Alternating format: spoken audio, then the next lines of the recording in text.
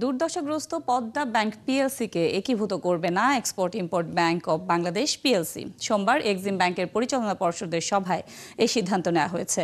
মঙ্গলবার এ বিষয়ে ডিসক্লোজার দিয়েছে ঢাকা স্টক এক্সচেঞ্জ। চলতি বছরের শুরুতে দুর্বল ব্যাংকগুলো একীভূত করতে বাংলাদেশ ব্যাংক যে উদ্যোগ নেয় তারপর এটিই ছিল দুটি ব্যাংকের একীভূত হওয়ার প্রথম সিদ্ধান্ত। এ সংক্রান্ত নীতিমালাও জারি করে বাংলাদেশ ব্যাংক।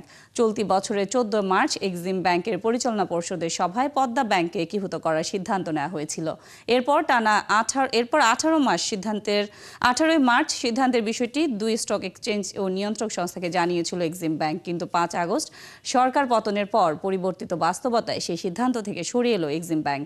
মঙ্গলবার সেই সিদ্ধান্তের কথা ডিএসসির মাধ্যমে বিনিয়োগকারীদের জানিয়েছে ব্যাংকটি।